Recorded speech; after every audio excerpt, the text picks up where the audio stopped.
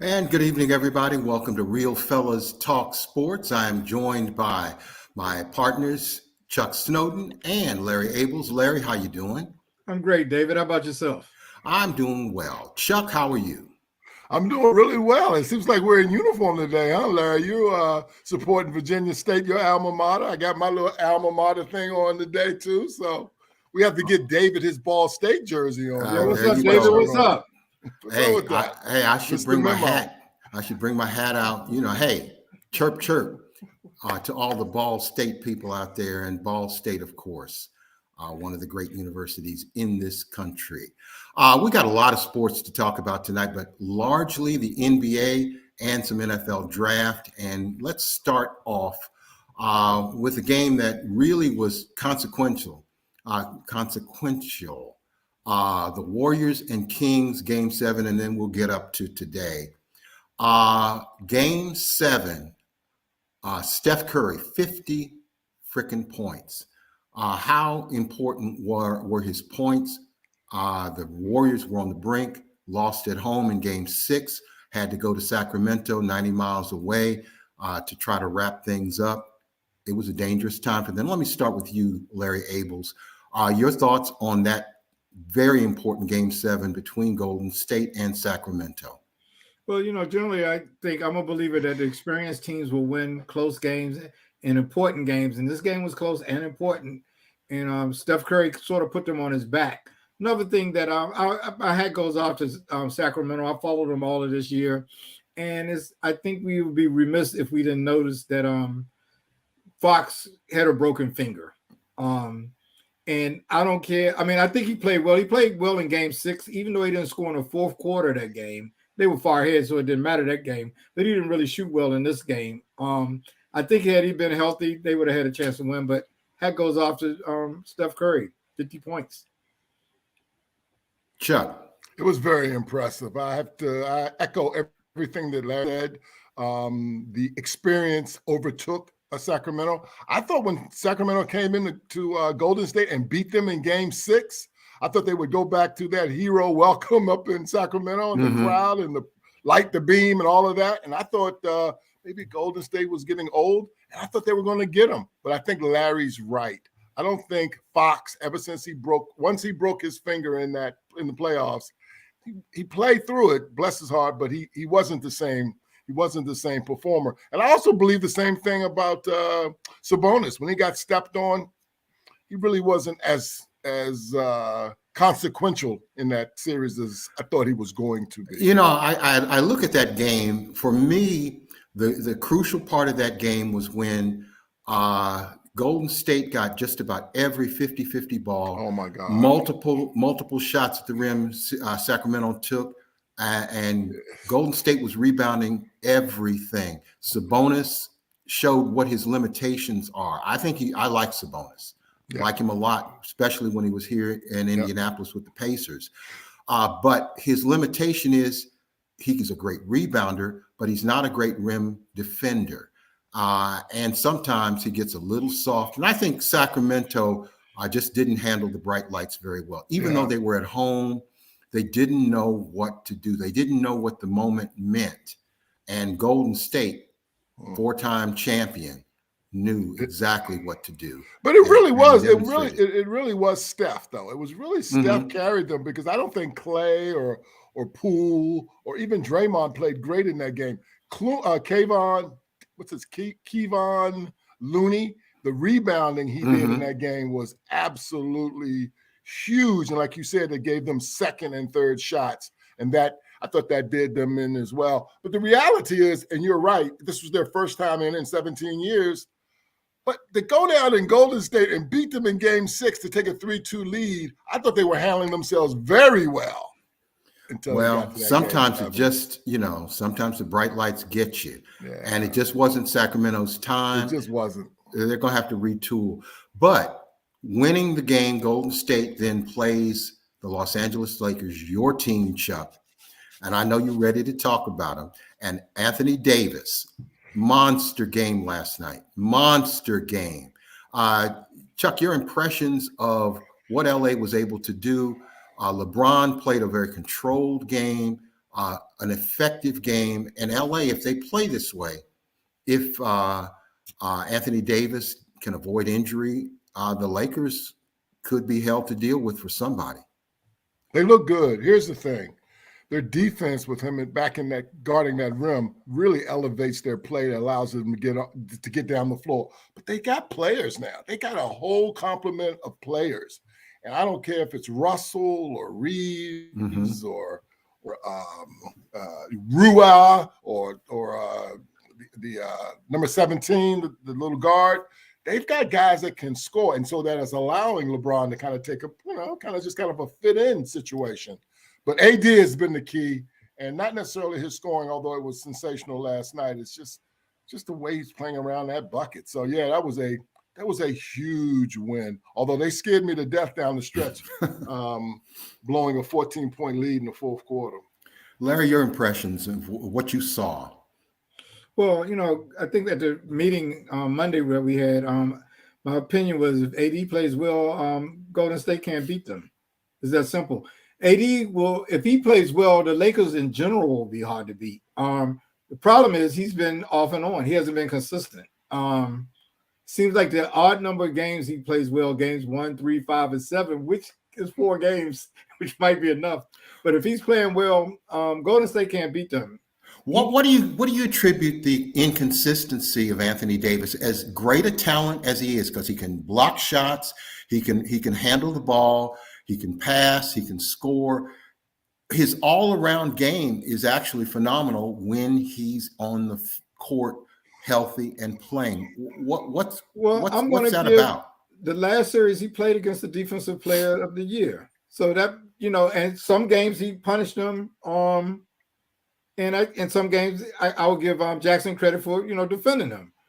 Now he's going against Looney, who's actually playing very well, but I don't think Looney's fast enough, or as athletic, quite as athletic as Jackson. Jackson isn't that athletic, but I think he's probably a better defender than Looney. And I think if he scores more, now he kind of disappears scoring in the fourth quarter to me, but he might have just been tired. But I think I look for him to beat up on Golden State. I don't think they have the size, and I look for them to dominate. Chuck, is the size a factor here? I mean, one of the weaknesses of Golden State is that they play small, and small ball against a team like the Lakers with a very, very solid, strong LeBron James, a very tall, long Anthony Davis. It's hard to compete against that. Yeah, I just think that it's his defense that's always solid, meaning, sure, the offense comes and goes, and that's fine, but his defense has been really, really, really solid. And again, I think we've talked about this a lot, as you know, David. If he stays healthy and is on the floor and he's getting up, like he's been knocked down, but he's getting up. If he stays healthy and LeBron stays healthy, they're a really tough out. Although they do have, times when they don't look so good and teams score against them. But I don't know. We'll see how it goes. Look, I think Golden State's strategy is we get 3s, they get 2s. We'll see what happens at the end, because that's what it looked like to me. Let me talk about another player. Now again, Anthony Davis gets criticized. I've been hard on Anthony Davis for years for the number of injuries that he gets. But the guy that tops him more than anybody else is Chris Paul. Chris Paul injured again. Every freaking year, it seems like in the playoffs, some nagging injury takes him out. What is up with Chris Paul? And right now, it doesn't look like to me that Phoenix can beat Denver. And by the way, Nikola Jokic. I know sometimes people get on him, and he's not everybody's favorite, but he's 2-time MVP. Not this year though, but a great player. Denver looks like they have Phoenix's number. Chuck, your thoughts? Denver is, again, they're like the Lakers. They're healthy. They're very healthy. So Michael Porter's there. Jamal Murray is back. They've got other role players. And Jokic is doing really well. And Phoenix, on the other hand, after the trade for KD, they just don't have the depth that Denver has, and I think that has affected them. And now with CP3 down, I don't see how they can win that series. Let me ask you this, Larry, and you probably watch the NBA more than all of us combined, so you have an insight that we probably don't quite have. No pressure here, right? You're the NBA professor. We'll dub you that. Looking at Phoenix, it is one of the problems that they're having this year. The heavy minutes that they've depended on with Booker and with KD.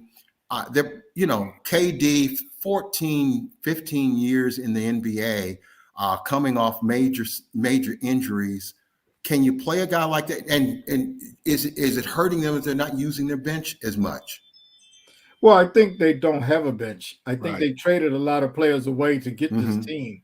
Going back to the original point about CP3 being hurt, I just think he's unlucky because he's normally healthy most of the years. He gets hurt in the playoffs.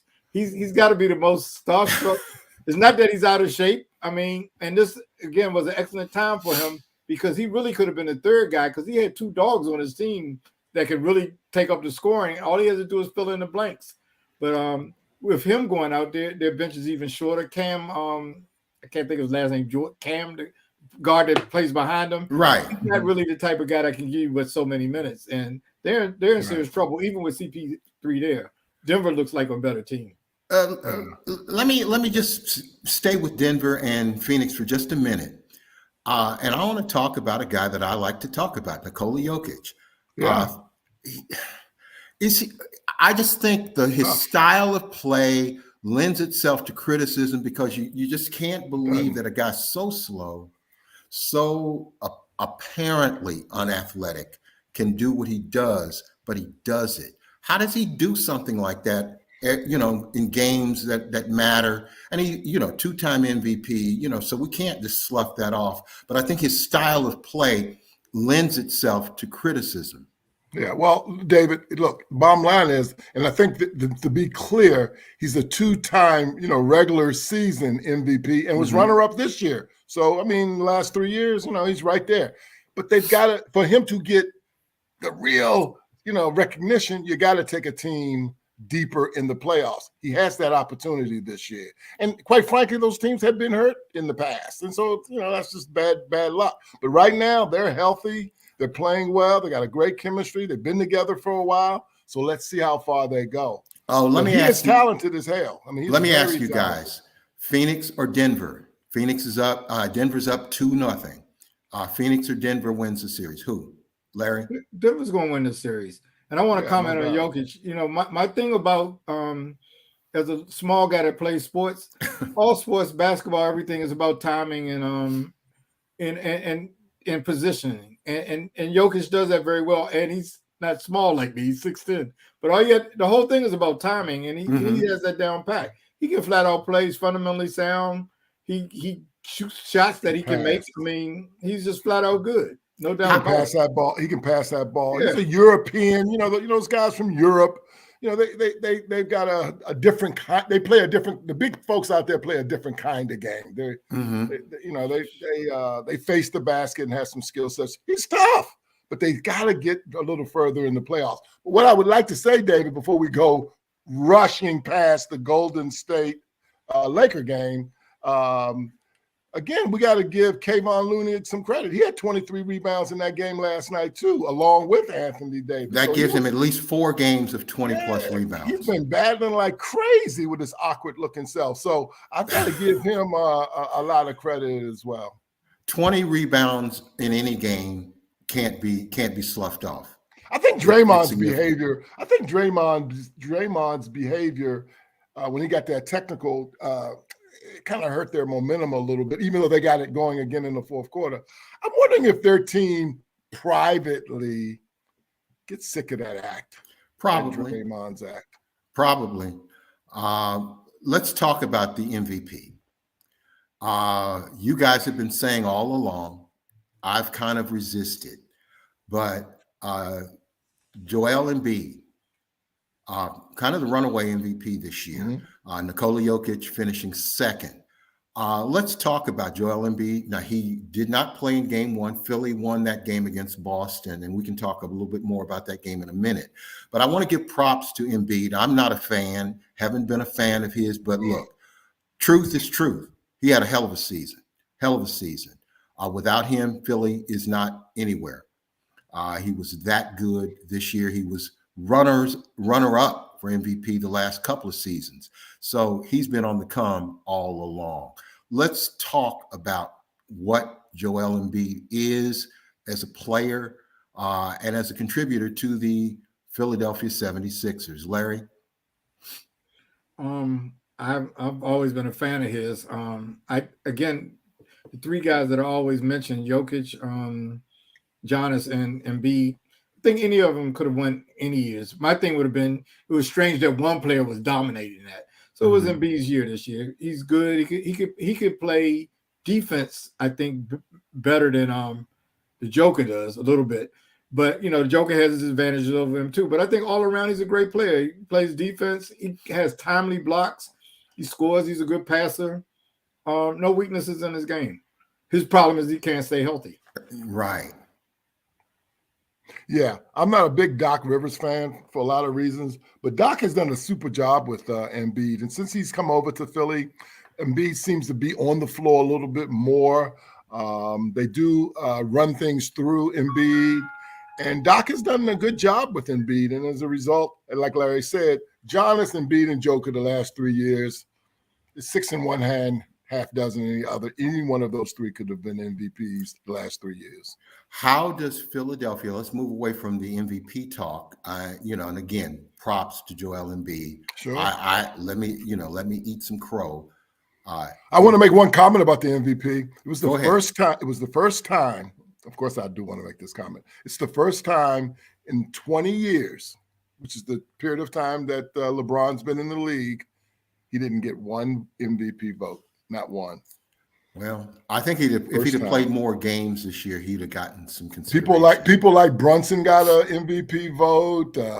Shea Gilchrist, I think he was 5th or 6th in MVP voting. And as he should. I mean, Gilchrist. Let's be real. Okay. Oklahoma City would not have been anything without. I don't deny that. And MVP really means the guy that you couldn't exist without. Sure.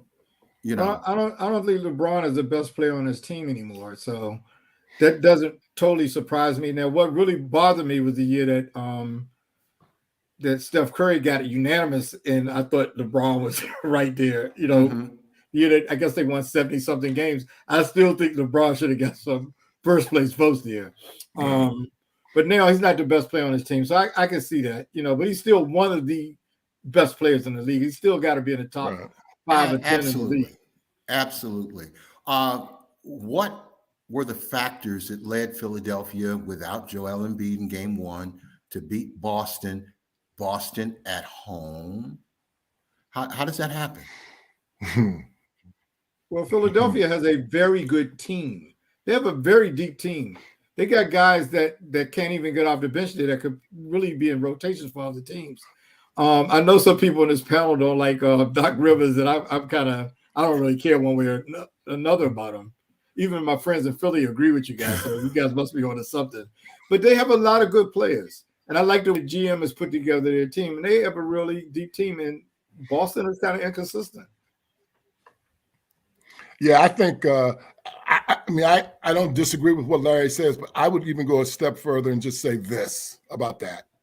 I think they won that game because a guy named James Harden was spectacular, a la Jimmy Butler in some of those Milwaukee games, or maybe in that first game against New York. Harden was spectacular. And that three that he hit on Al Horford at the top of the key, critical, huge, unbelievable. But Brogdon made a bad turnover in that game late, and so did Smart. So I don't know. Boston, for a team as talented as Boston is, I don't know. They're not playing right. They're missing some pieces, and but what are they missing really? Everybody on that team, everybody's there. Yeah, is there. They're not missing. Maybe it's coaching. Our friend Reggie would really jump on that. with coaching. But don't Yeah, underestimate Philly's team. They have guys that can play defense too. They have a lot of good guys. Hey Richard, how you doing? So Richard says, "Amen, Harden. Amen. You are correct. Yeah, You're he correct, he Mr. definitely had the Turner. game. had a monster game. Yeah. So, but let's examine James Harden. Since we're talking about him in Philly, he's been one of the most criticized players, despite winning MVP, despite winning scoring championships, despite being right there on triple doubles nightly. What he's really kind of remolded his game. He led the league in assists this year. Is it time to give James Harden, who's 13 or so seasons in the league, 14 seasons in the league, his due? I think he's gotten his due. His problem is he hasn't performed well in the playoffs recently. Name is Joker. Yeah. Yeah, but he's I didn't particularly like his game because I thought he used to hunt for fouls, and I have this thing against floppers. I hated that. But he didn't even do that. I think he only went to the line 2 or 3 times the other night when he had his great game. But I think he's a good player. Yeah, I think the only problem with him, is he hasn't done well in the playoffs. He hasn't taken those teams to the championships. Maybe he was on a championship in the finals one time when they had KD and Westbrook and those with guys Oklahoma City. Oklahoma City. I think so, but I think even then, I think he was a 6-man at that time. But the point is, he's regular season. He's incredible. He's had outstanding years. But to get to that next level, you gotta make some moves in the playoffs, unfortunately. Speaking of the moves and great players, let's talk Jimmy Butler. Oof. Right now, he is my playoff MVP as of now. This is early in the the playoffs. edge. You went out on the ledge there. Yeah, it was a real stretch for me to declare Jimmy Butler. Miami, though, without Jimmy Butler, is an average team at best. And Jimmy Butler, this is my opinion, Jimmy Butler, to me, his only flaw is he's too unselfish. He's too unselfish. He doesn't take the lead enough. He's already shown us what he can do when he takes over. And right now, Miami has enough injuries and problems. Jimmy Butler has to take over, but he hurt his ankle. He missed game 1. Where do you see the Miami Heat going in their series against the Knicks? Knicks won last night. Can the Knicks pull it off, or is Miami going to have to depend on a hobbled Jimmy Butler? And let me start with you, Chuck. It's so interesting. That Miami team is so fascinating to me because they got guys named Struss and Vincent. And they bring this Duncan Robinson off the bench, and Lowry is a little long in the tooth. And somehow they're right there. But on paper, it doesn't look like they should be right there.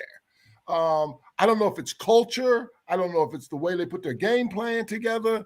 But even last night, without Jimmy Butler, they were in that ball game. They were in that ball game big time. Hart hit 2 jumpers in the corner late, and that put them over the top. But I believe New York's going to win that series with or without Butler, but it's going to be close, and I wouldn't be surprised if Miami wins it. To me, the reason it would be close, and maybe you, Larry, might agree with me, Eric Spoelstra, head coach of the Miami Heat, who's been there, he's had to take the criticism over the years and fall secondary to Pat Riley, the general manager, president of the team. But Eric Spoelstra is a hell of a coach. He's been there for many years now. Is he the reason that Miami can compete even when they're hobbled?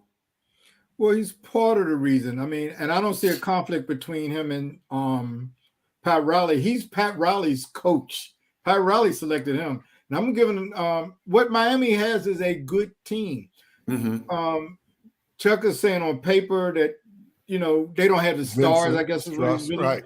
But they have good players. And they always, Pat Riley always believes in ABC, always be competitive. He's not one of these teams that I'm not going to blow the team up with no plan.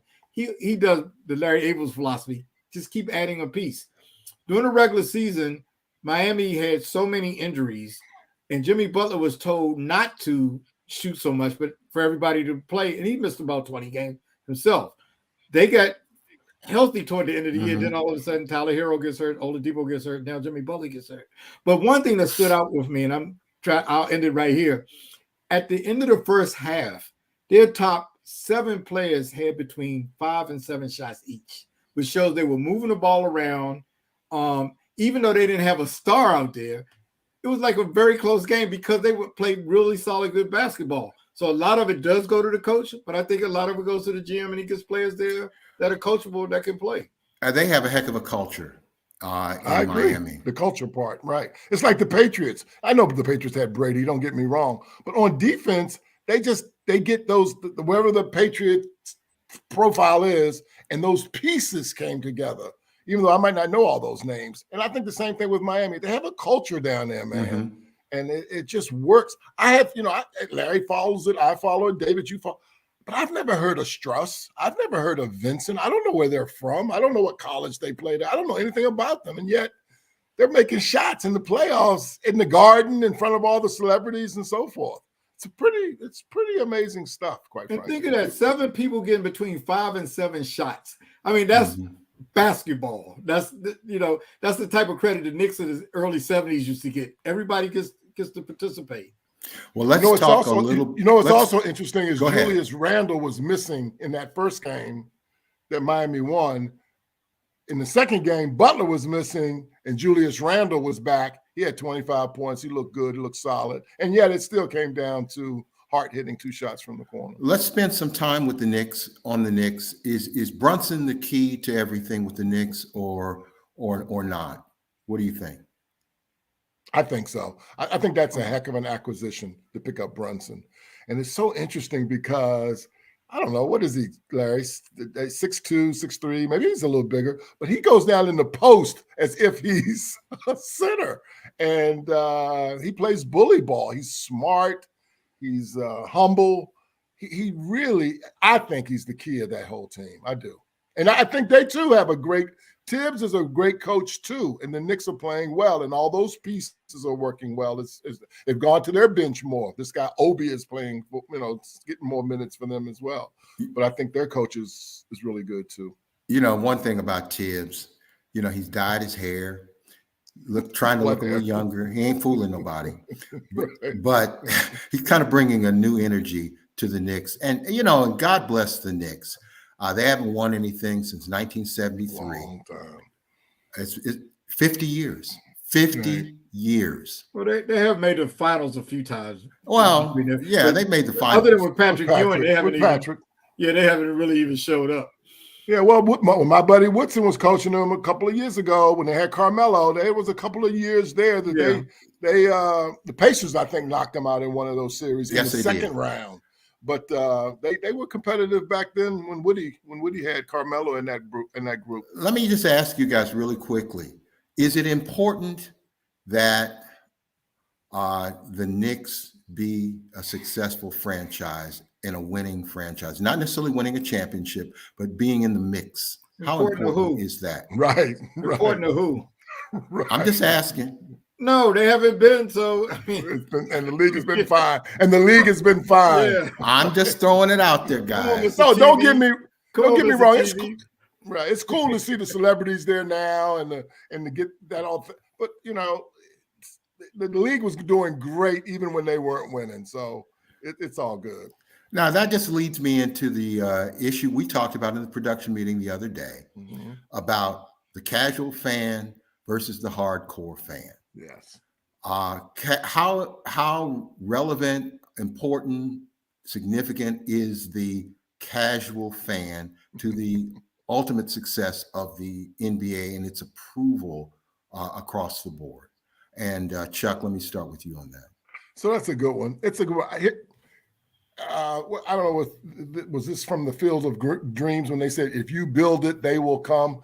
If you have a good team and you're successful, they'll find you. We found San Antonio. We admired the San Antonio, program and what they were doing when the Packer football back under Lombardi and so forth. We were following Green Bay, et cetera.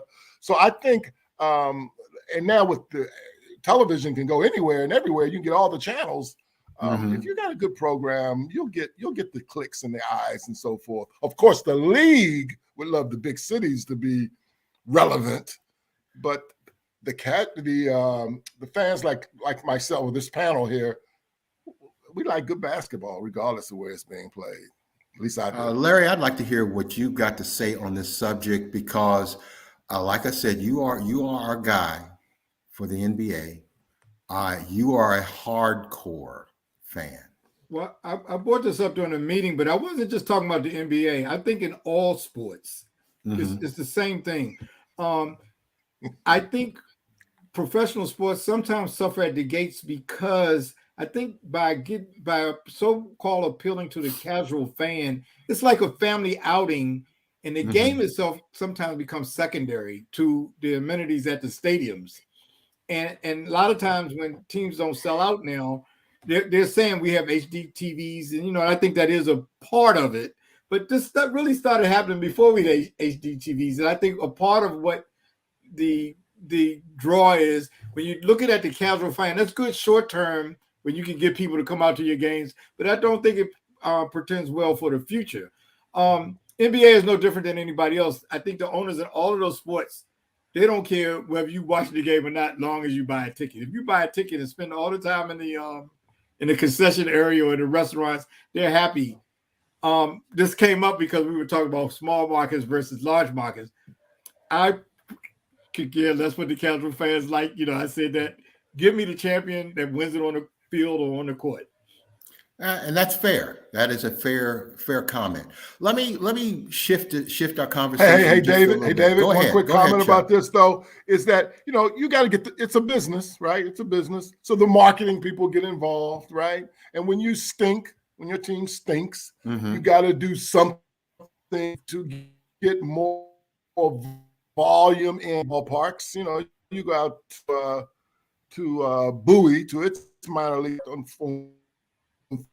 4th of July, they have fireworks to get volume into that stadium, and that's the marketing people. Just for our audience, involved. It really doesn't have that much expansive audience around the world who love this, right? Let me just say this. You mentioned Bowie. He's talking about Bowie, Maryland, a suburb of Washington, D.C. Just wanted to be clear. Some folks may not know where Bowie is, but we do. We do. Let me just say this. Let's move on a little bit. We're going to briefly, very, very, very briefly, talk about the Boston Bruins and NHL. And I know it's not necessarily in our wheelhouse of discussion, but the Boston Bruins had the greatest regular season in the history of the NHL, but they lost in the first round of the playoffs in the NHL. It's not the first time a team with the best record in its league or historic record in its league has lost in a crucial game. The New England Patriots at one point 18-0 lost in the playoffs, lost in the Super Bowl to the New York Giants. The Seattle Mariners, 116 win season, a Major League Baseball record, got nowhere. What happens to these? No, let me not forget Golden State Warriors, 73-9, best record in the history of the NBA, lost in the finals. That's right. What happens to these teams with these great regular season records? What's going on? Is there something about that? Larry, let me start with you. Our friend on the panel, Mr. Larry Abels. I think it's much to do about nothing. You got, I don't know whose record Seattle broke. I don't know whose record the Golden State Warriors broke, but I know the Patriots broke the Miami Dolphins record, who are 17-0, and they won the Super Bowl without losing any game. So, so few times when a record is broken anyway. So it can be done. The Patriots did it before. Dolphins certainly did it 17-0. That set a record, and they won a Super Bowl. So coincidence, that's all. Okay. Chuck? Okay, looks like Chuck might be a little frozen right now. Hopefully, the technical glitch there will free itself, and we can hear a It little. looks like he's moving now. Go ahead, Chuck. My technology is coming. It's coming in. It's coming in and out. So here's the thing: Larry loves to play these games on the field, and sometimes in the playoffs, when you get on the field, anything can happen. I don't know if you can And hear well, that. that's as they say. That's why they play the game. That's why they play the games. Let's talk some NFL draft. Let's move on to another sport. The NFL draft was last week, and That's we what- also had some additional NFL news with some important signings and an announcement finally of a signing of a key player in the NFL. This year, the three of the top four players picked at quarterback. Number one, Bryce Young with Carolina. Number two, C.J. Stroud, the great player from Ohio State, quarterback from Ohio State, picked by the Houston Texans. The Texans then picked Will Anderson, the edge rusher from Alabama, and then my Indianapolis Colts select Anthony Richardson from the University of Florida. So three African-American quarterbacks selected in the first four picks. It's never happened before, but it's also a signal of change in the NFL. How do you guys feel about that? How do you guys feel about what we saw in the draft over the 3 days of last week? And I'll start with you, Chuck. Okay, we still got a little freeze on Chuck. Let me go to you, Larry. You know, in the words of Chris Rock, what do I want to do? Give the NFL a cookie for doing the right thing? It's about freaking time they draft. I can't believe this is the first time the three best quarterbacks necessarily would have been black. But finally, maybe at quarterback, they're finally getting to the point where they will draft the best people at the best positions. Because I think at any other position that has already occurred. So, you know, I'm happy for the three individuals that get drafted, but you know, it's 2023. It should have happened a long time ago. Oh, absolutely. Your thoughts, Chuck? So yeah, I thought it was great. I'm so proud of the league in that regard. The thing that caught my attention, though, regardless of those three quarterbacks, was the Philadelphia Eagles and the moves that they made. Mm-hmm. They love what's going on down at the University of Georgia because they drafted Jalen Carter, who prior to that situation, some said was going to be the number one player picked. They picked him 9th. Now, they had the previous year, they had already taken Georgia's best defensive player. Then their second pick, they took a linebacker from Georgia. Then they made a trade with Detroit and got a running back, Swift, who's from the University of Georgia. And so they just, I don't know, I thought Philadelphia did some interesting things, and they scared me because I'm a Commanders fan, and I thought they did some good things in the draft. I have a question. One of you two were talking about those great defensive players from Georgia. I can't remember which one. It might have been me. It might have been me. We were talking about players that, you know, our other panelists said we couldn't name any of their names, but apparently the NFL knows their names. Yeah, you got that right. The NFL always knows who the great players are, except sometimes, especially Philadelphia, because they racked up on those guys. And Will Anderson is from Alabama, and you know they Texans took their quarterback, and then they made a move to get the third pick in the draft to go get that Alabama linebacker. And you say that, and that sets up the comment I really want to make about Anthony Richardson. There's a lot of discussion, you know, here in Indianapolis about who the Colts would pick at quarterback. A lot of people, including some of the talking heads here in Indianapolis, were absolutely dead certain that Kentucky's Will Levis was going to be the pick. Now, you know, I'm not a big Will Levis fan, and you know, and I was pulling for Anthony Richardson. But I still felt sorry for Will Levis because the camera focused in on him, sitting there with his girlfriend, wife, whatever she is. You know, he looked so forlorn. But it turns out he might have landed in a great situation for him, going to the Tennessee Titans, who will probably eventually be moving on at quarterback. Tannehill, and then the kid that they picked up last year from Liberty, Malik who's not Willis. shown that well. So Will Levis, as pitiful as he looked day one, might have really found a good landing spot. So NFL once again, they can put on drama even when it's just talking about who's getting selected. And I don't know how many thousand people, they always inflate the number that show up at the NFL draft parties. I don't know. I don't think it was any 300,000 fans in that city, in Kansas City. And Kansas City is a great football town, but 300,000, no. I know what 300,000 looks like because I go to the Indianapolis 500 every year. Hello. Thank you. Hey, Anyway. y'all, the producers in my ear right now. I'm getting some information about the NBA. The last 4 NBA teams prior to Golden State that set the records for wins all won the NBA Finals. So that must be a recent phenomenon. All right, that's a good point. The Good Bulls point. won it. They were the team that 72-10, and they won.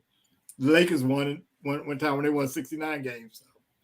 Fair point. Producers. Fair point. And don't forget the Philadelphia 76ers, Wilt Chamberlain, 1967. Right. It's then set the NBA record for There's victories. actually the four previous holders had set a record. Well, but we're in modern times now. Yeah. We're in modern times. Let's. I think David's only point was there. I think Dave. Can you hear Frozen me again? Yeah, we hear you. Now. Go ahead. Okay, so I think David's only point was, hey, there's been times in history where the best teams with incredible seasons, like the Bruins had, don't win it, and that's just it's interesting when that happens. That's all. I'm not 100% sure what David's point was, but David may have been listening to what I've been listening to. It's been recently the last few teams that have set records. Isn't everything recency bias? Right. Isn't everything? Yeah. All right, real quickly. As we move on, Lamar Jackson signs, everything's a leapfrog. He signs the record-breaking deal. He leaped over Jalen and becomes the highest paid, at least on paper, per season quarterback. Right. This was drawn out, and everybody was criticizing, including myself, that he didn't have an agent, and he got signed with what it's going to be, 50, an average of $51 million a year with the NFL finagling and the way they do money. What do you think of that? Real quickly, guys, because we're running out of time. Let me start with you, Chuck. It was great. Everyone, all's well that ends well, right? I mean, everybody works out. And I guess his mother, who acted as his agent, she walked away with $7 million or something. I saw what he said he gave her, what he would give the agent. So yeah, all's well, ends well. Your thoughts, Larry? I thought the deal was done. I think, I've consistently said, there was no real rush to get it done. And I guess the draft actually did push the draft plus Hurts signing actually pushed the Ravens, to come up with a decision. Mm-hmm. And I think Lamar knew he wasn't going to get the $250 million guarantee, but there are some bases to go by. He got the contract he wanted, and saving that $7.8 million to pay an agent for a standard contract to me was a stroke of genius. Well, let me ask you guys real quickly. Baltimore, have they resolved any issues? Can they be really super competitive? They made the playoffs without Lamar last football season, just a couple of months ago. Can they really be a player next year? They got a couple of wide receivers, and it looks like they're retooled and got players that they need. Real quickly. The short answer is if they stay healthy. The answer to your question is yes. But they got to stay healthy. And when I say they, I mean the receivers and Lamar.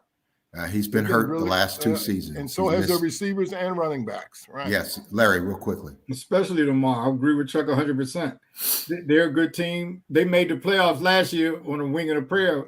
Lamar there, I think his record in regular season is something like 45-16. Something like that. It's really impressive. But he needs to be healthy at the end of the year. That's the key. Right. All right, let's real quickly talk quarterback, because in the NFL, it's all about the quarterback. Aaron Rodgers going to the Big Apple, to the New York Jets. The last time they actually had a superstar playing the quarterback position was Joe Namath back when we were kids. It's a long time coming for the New York Jets. Can Aaron Rodgers, because in my opinion, it's Super Bowl or bust for the Jets.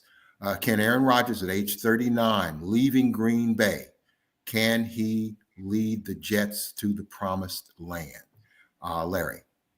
No. Okay. Chuck. I think so.